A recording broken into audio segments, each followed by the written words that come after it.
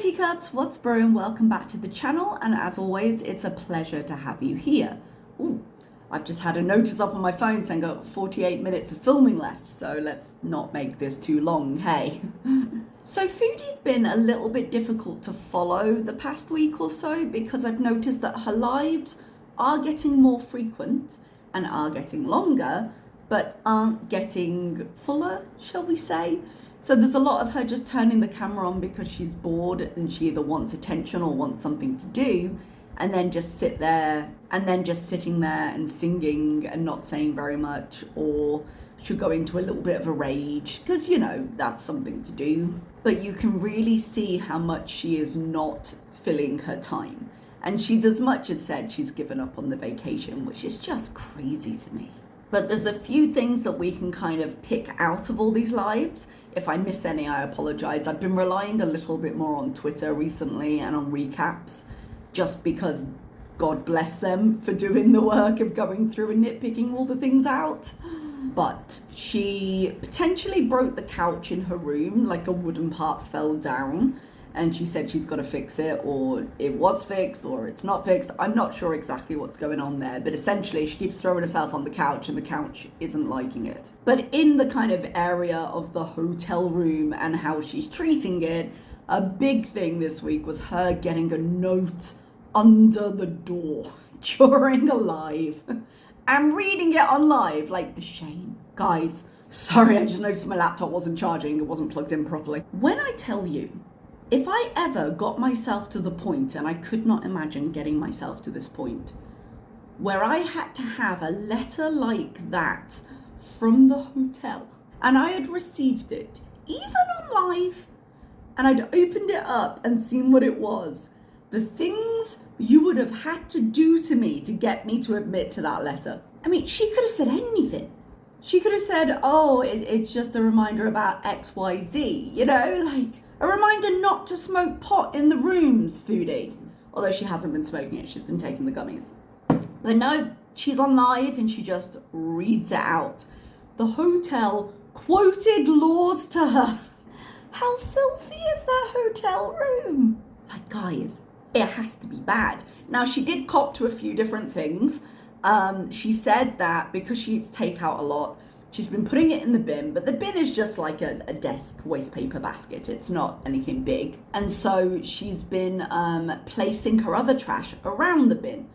But that's just a trash pile, my dear, a trash pile of old food in a very hot and a very humid country. So they've just been like, nah, and sent her a letter saying, due to the laws of, you know, being a hotel in Thailand, we need to come in every other day and we need to clean. Now, I have to tell you guys, I have visited Thailand a few times. Is it 3 or 4 times, I think now? And there are times where I don't have them come in and clean. Not for long periods of times, but a few days, because I don't really like being woken up early. Because I do quite like to sleep late on my vacations, and it's not like Bangkok's not awake at night, you know? So to prevent them coming in early, I will sometimes say, oh, don't make up the room.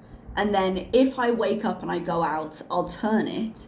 And then if they haven't come round yet, they'll come and do my room. And if they have, okay, well, I miss it for a day. It's not really a big deal. But what I'm saying is, I have done that before, and I have never received a letter like that. Maybe it's true, maybe it's a new law, maybe my room just wasn't filthy so they didn't think about it. Oh, that was cringe. I am embarrassed on her behalf, and she doesn't seem, I don't know if she knows and she's just blanking it, or if she really hasn't realized that it's not an automatic message that goes around. But oh honey, it's not one I would have shared with the group. But then, if we're going to be real, I wouldn't have shared shitting myself on camera with the group either, so we're different people. So having threatened her with charging her for damages if she doesn't leave and let them clean, yeah, she does go out later, we'll talk about it. Another point that's been happening is really just Salah and the subject of Salah and how it never really goes down well on her channel for obvious reasons. She's been getting somebody recently, Anime Sucks I think is his username, sending her very large super chats. And quite frequently, I say very large, I'm not actually sure how big they are, but large enough and frequent enough to be very noticeable. And it appears that the guy's a full-on feeder and he's flirting really heavily with Foodie.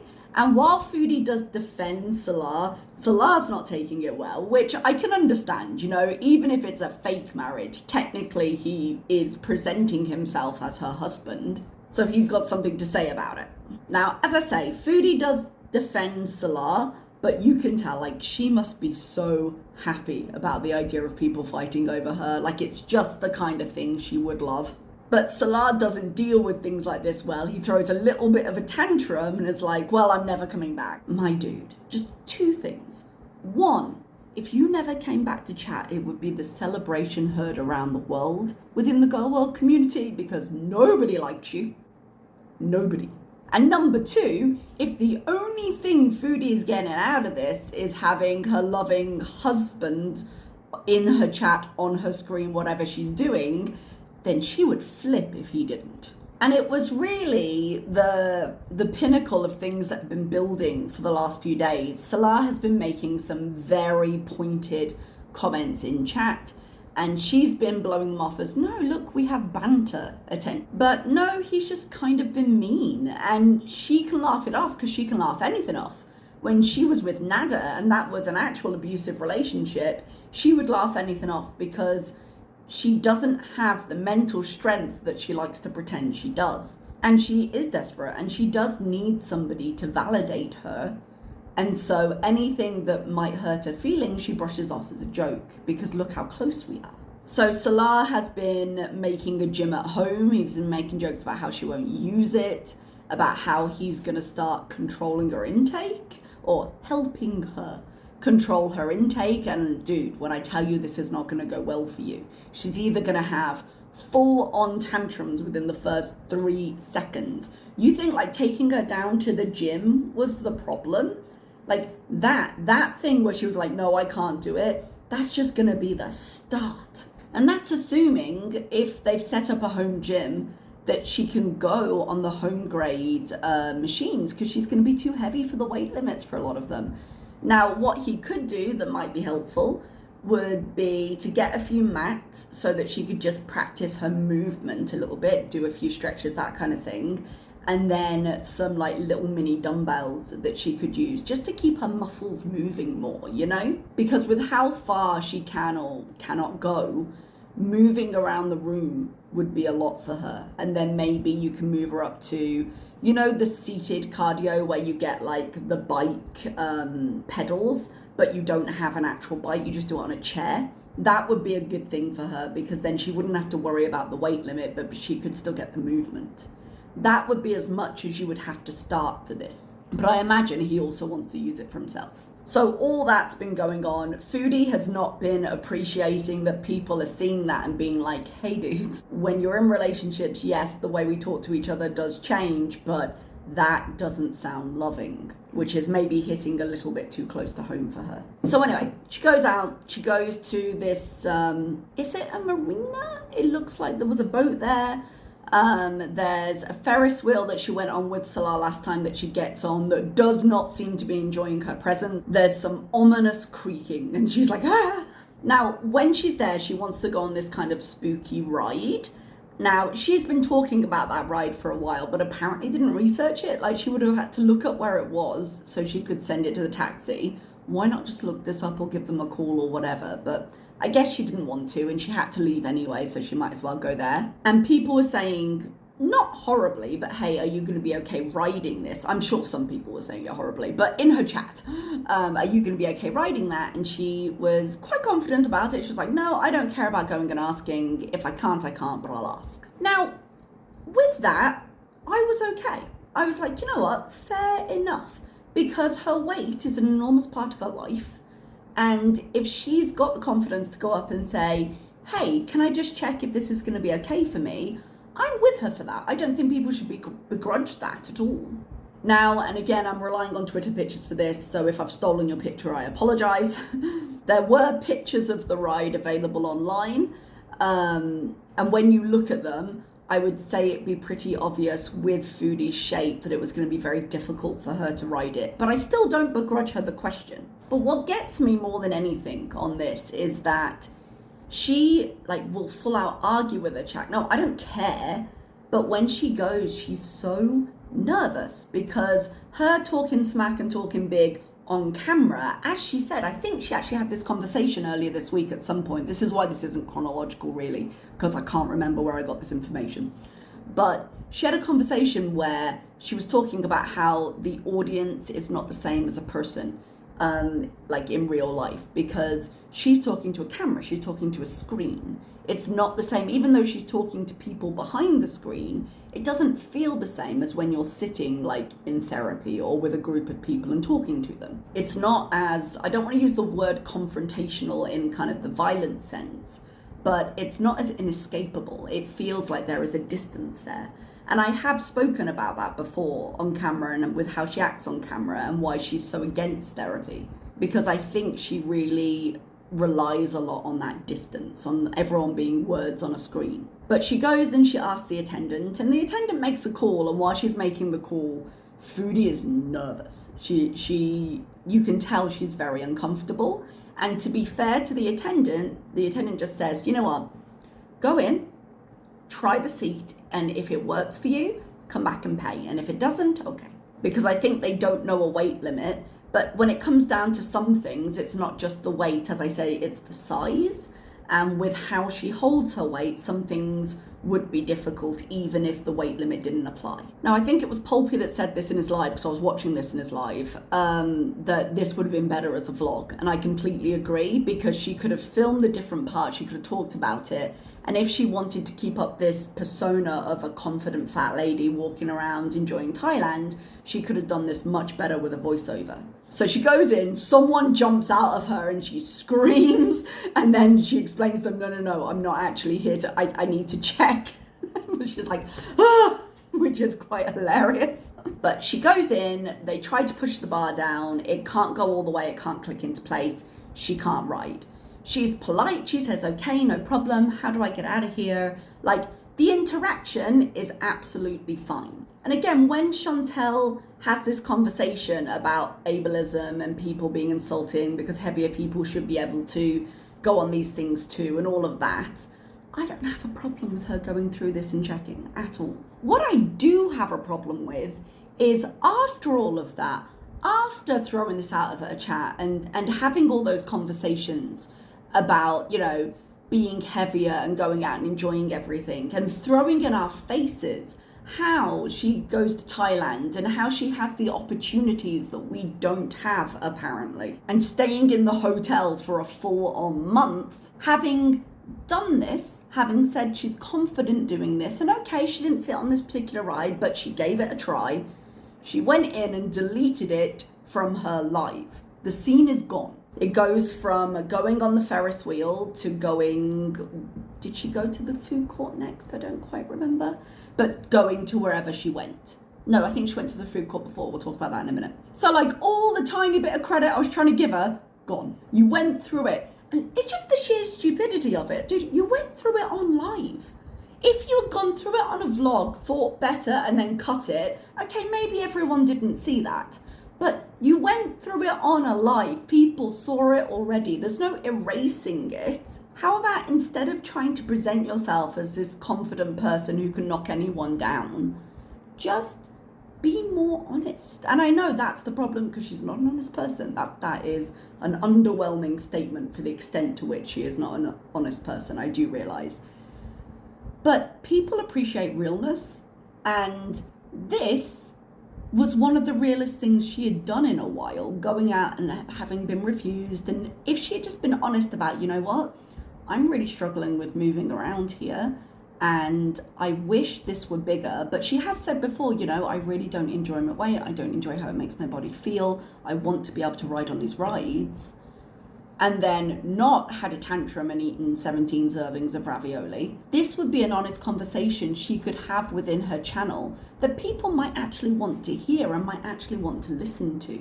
But I do think it's a little bit too late for that, but in theory, she could change her whole personality and learn something from her life. In practice, probably not. And this goes back to, as well, the idea of, she said to Salah on live a lot of times, oh, I miss you. I wish you were here. I wish I could do this with him. And this has been one of her excuses for not going out and not doing as much stuff. She wants to do things with Salah. And then Salah wasn't coming. And, you know, she had things to do that she really needed to get done, which I think are probably immigration related. But, you know, she's not going out and seeing things because she wants to do it with Salah. But there is a big difference between saying, okay, I wish you were here. I miss you. It's not as fun without you. And saying, I can't do it without you. Those are two very different things. And I think this trip has really shown her how much she's the latter rather than the former. And I think I said this in my prior react as well.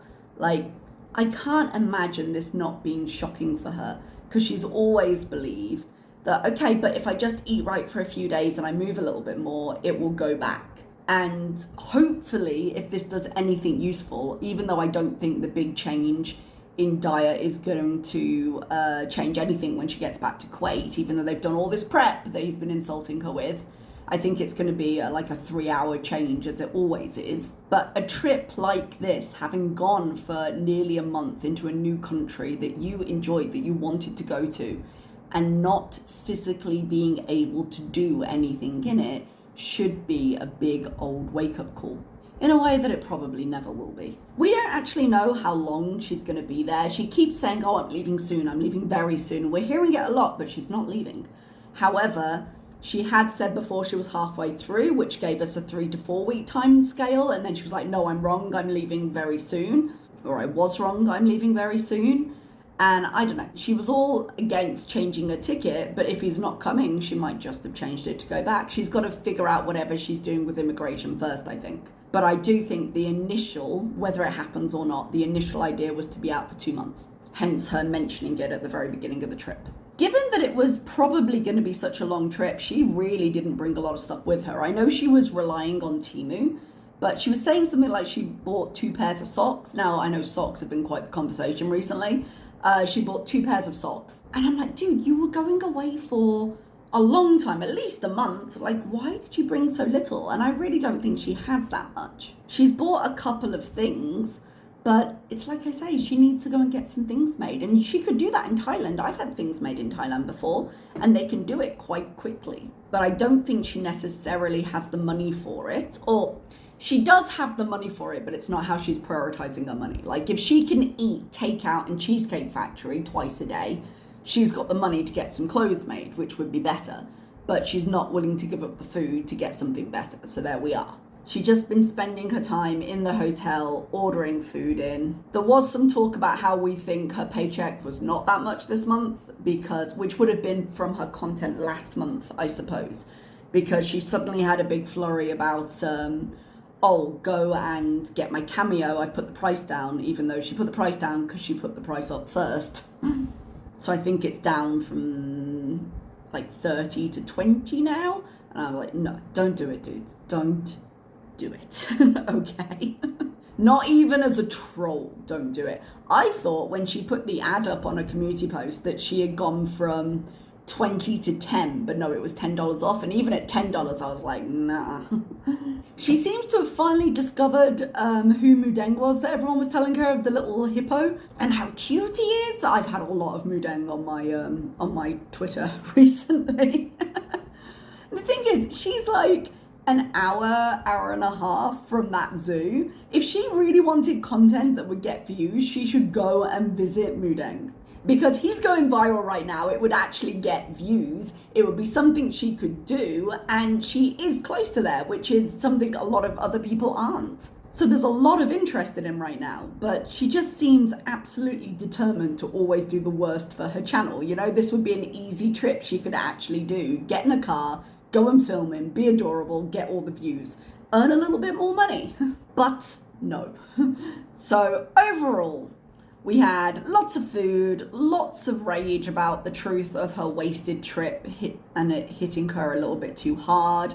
I think a lot of fear and anger that she's putting out onto the audience that actually she wants to direct to herself for bragging about having the opportunity and then not using it for anything, and it all being a bit more obvious to her now. Because whether she admits to that or not, that hits you feel that. And that's maybe why she's raging about other people's weights online, because she's just projecting a little bit, because where she is now is quite scary. She's by herself and she's got nothing to do but look at reality. All right, everyone, I know that was quite a quick one today, but I'm going to leave you here. Thank you so much for coming, and I will see you next time. Bye-bye.